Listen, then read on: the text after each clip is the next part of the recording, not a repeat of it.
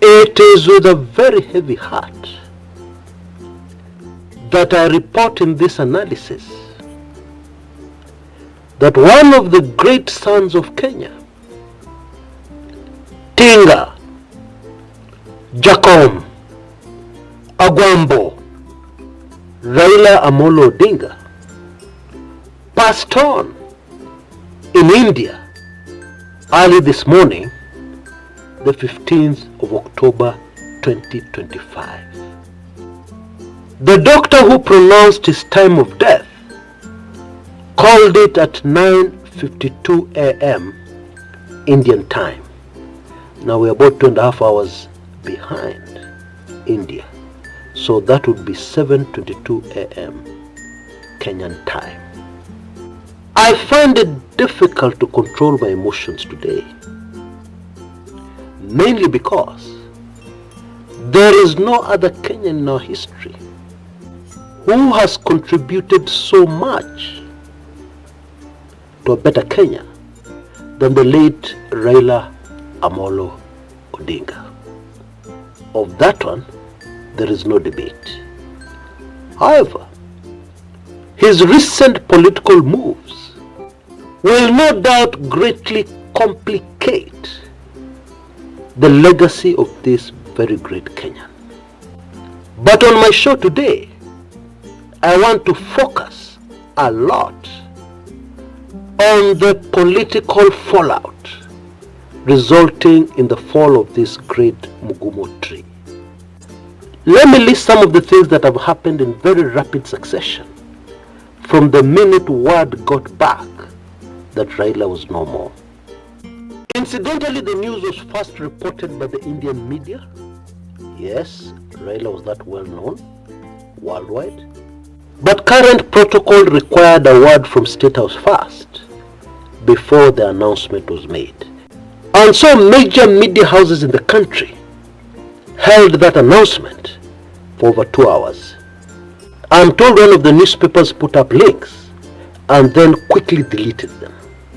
And then an emergency National Security Council meeting was called. Now this is the top security organ in the country. They never meet for entertainment. But what we had here was not even a normal meeting, but an emergency meeting. It has also been announced at the time I was making this recording that there's a cabinet meeting at 2:30 p.m. What does that tell us? That tells us that the passing on of Agwambo is a national security issue. And actually, I totally agree. We'll discuss why shortly. The initial response of Kenyans, ordinary Kenyans, is also very instructive. It has been reported that the southern bypass, which goes through the Kibra slums, had a lot of trouble. Youths were stoning cars and were also trying to block the road in certain sections. In Kitengela, there was a peaceful gathering which looked like a demonstration.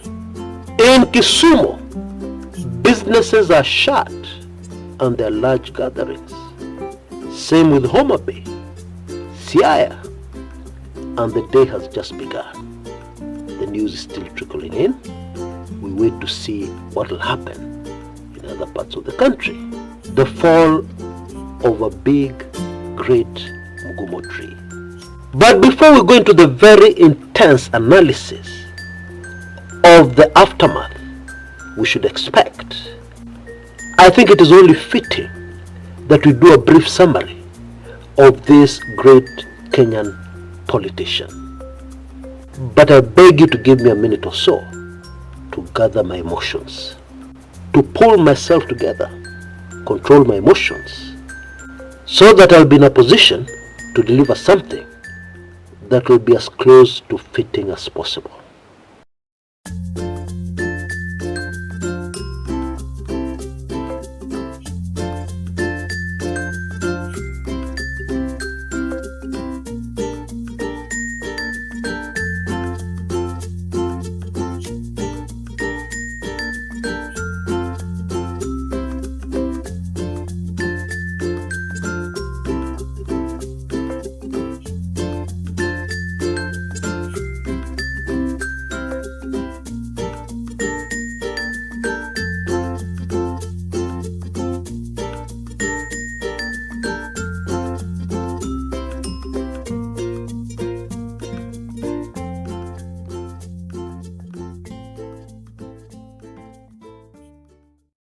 Raila Odinga was born on 7th January 1945, in world events, it was clear that the Allies were winning that great war. Kenya was of course still a colony of Britain.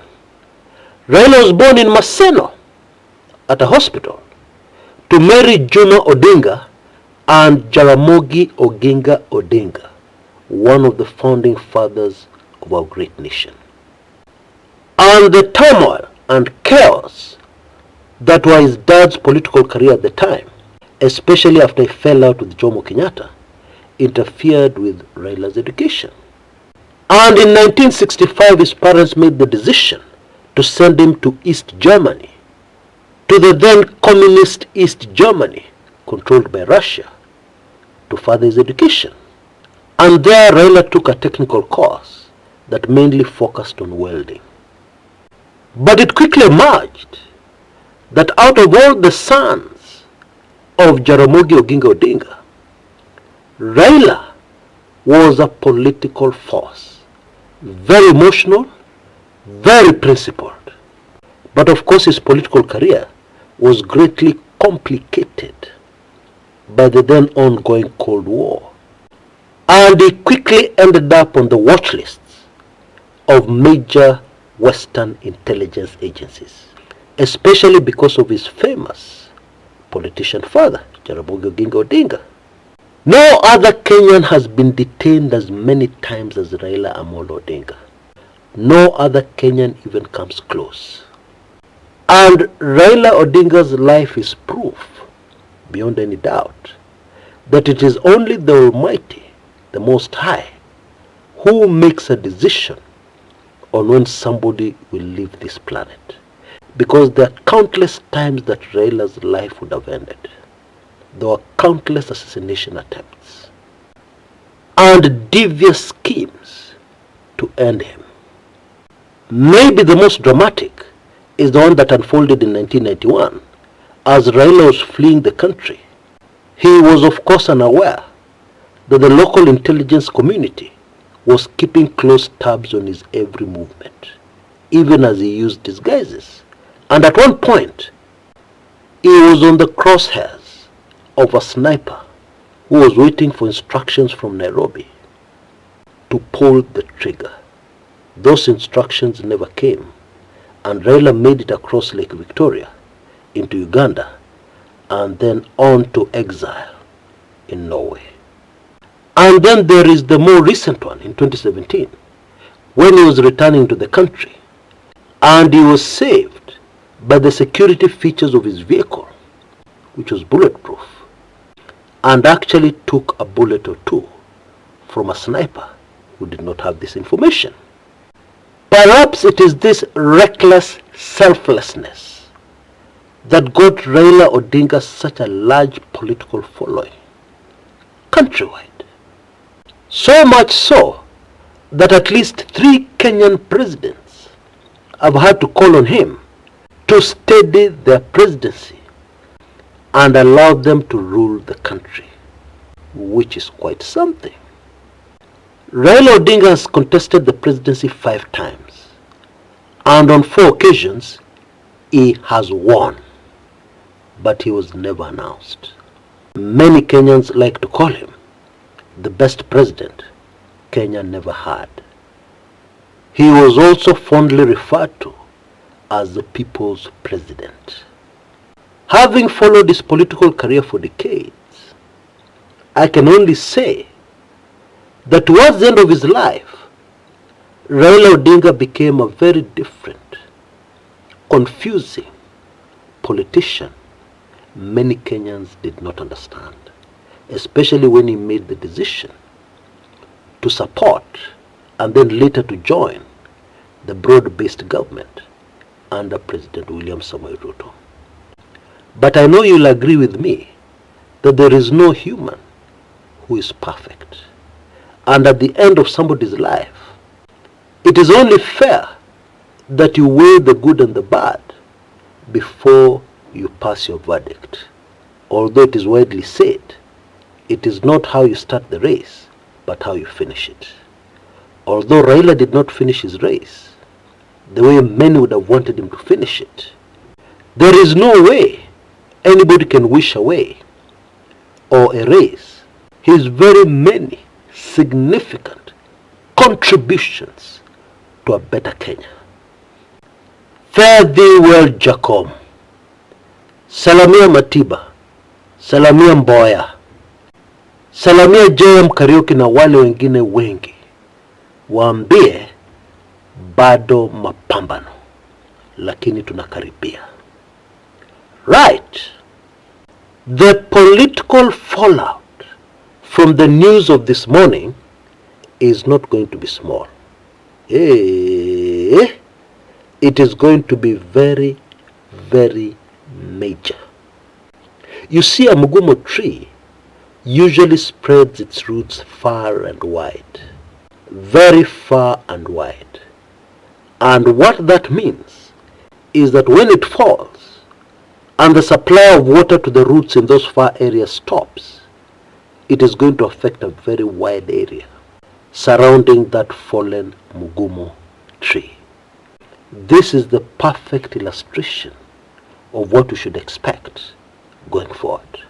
The Emergency National Security Council meeting this morning tells us very clearly that the passing on of this Kenyan is a destabilizing factor on the nation called Kenya. Like him, hate him, that was the very clear verdict of those who look after our security this morning. And I have to agree. In my opinion, the biggest problem is the fact that Ruto's presidency has not been stable. And in the last couple of months, it has been supported in a very big way. And by the way, Raila was also one of the very few, if not the only advisor, the president listens to. And therefore it goes without saying that we should expect things to start being a little shaky as far as this presidency is concerned. Allow me to paint another picture. There have been vultures circling overhead all this time, but they were scared of Agwambo. Now Agwambo is gone. What do you expect will happen?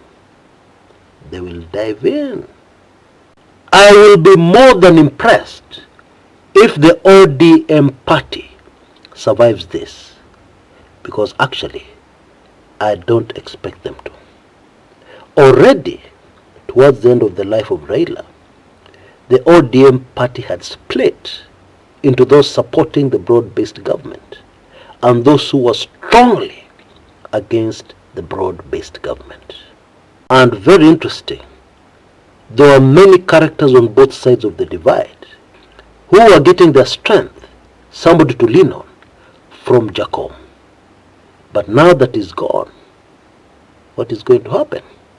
It is going to be a very difficult time, especially for politicians from Luo Nyanza. For many of them, their political careers are going to be buried with Raila. The very good news here is that Kenyan politics has changed forever. The bad news is that we have to go through the birth pangs, labor pains, etc., etc., before the brand new baby of better politics, more accountable politics, is born in our beloved nation. This was a quick video, and therefore you can look forward to other more detailed videos based on this great mugumo tree that has fallen, and how it will continue to affect our politics. Indeed, our politics will never ever be the same again. Okay?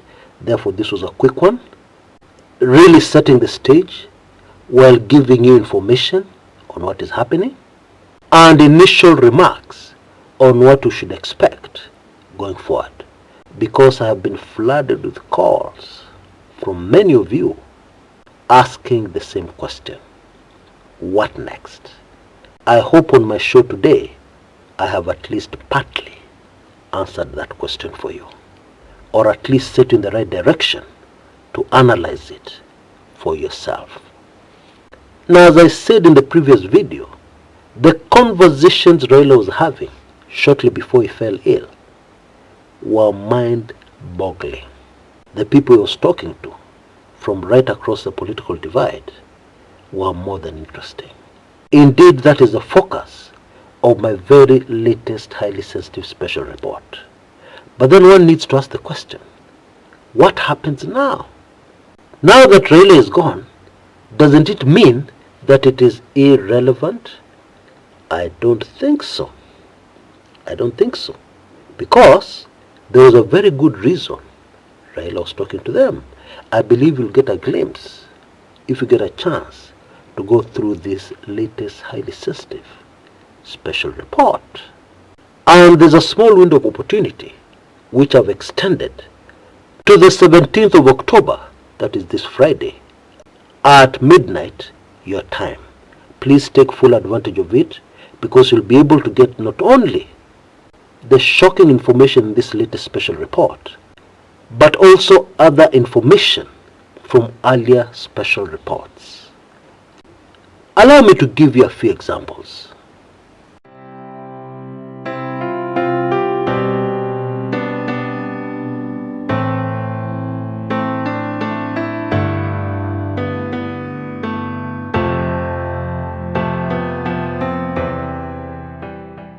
How do you make a decision without information? How do you analyze anything without enough information? Impossible. Now, in Kenyan politics, there are some things which have happened and which are still happening, which are not in the public domain. Most Kenyans do not have the information. For instance, why was General Ogolla assassinated? Are you aware that there was a very clear reason, very clear motive for the very unfortunate assassination of this great son of Kenya? Indeed, it is linked to something he refused to do. Something else. What do experts really say? What are the details of what they say about the character of President William Samoei Ruto? Why is it widely accepted amongst these experts that as long as the current UDA government remains in power, Kenya is doomed? There must be a reason, because these are not politicians. These are experts. What are they saying? Some of the things they're saying, my friends, will make your ears ring. And yet something else. Bwana Gachagua has risen up from being a one-term legislator into the most powerful politician we have in Kenya today. At least one of the most powerful we have. Did you know that he very quickly found himself up against some very powerful forces? Of course, non-Kenyan. Very powerful forces. And are you also aware that some of these forces saw very early what may be happening in Kenya? Saw very early how they can take advantage of the situation. And some of them are now actually on Gachagua's side. Which foreign powers are these? Something else. Raila Amollo Odinga was having some very interesting meetings shortly before he vanished. The people he was talking to, either directly or through aides, super fascinating, because it doesn't make any sense. Kama ni kweli hao watu walikuwa naongea nini? What were they talking? What could they possibly discuss? They're on opposite sides of the political divide. What could they possibly discuss that is political? The answer to that question will really shock you. Now, all this information is available in various highly sensitive special reports I have produced.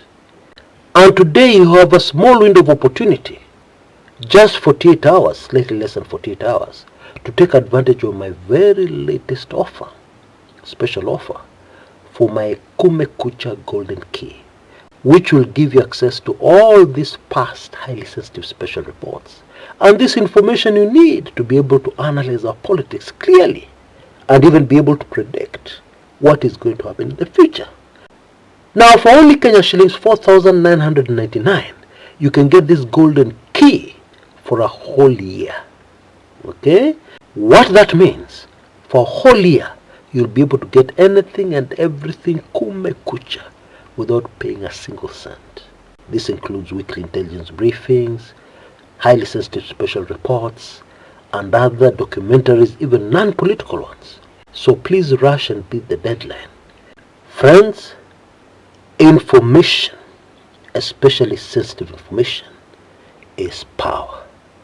There's no doubt about that. You can see details on your screens right now. Just M-Pesa to that number using our usual M-Pesa telephone number. Only Kenya shillings 4,999. If you're in a position to do so, please do it right away. You will be so shocked. Your mind will be blown away with this information. A very sincere thank you for joining me on this day that Raila Amollo Odinga left us. And I take this opportunity to send my condolences to his immediate family. And please, let us all keep them in our prayers. Until next time, this is Chris Kumekucha.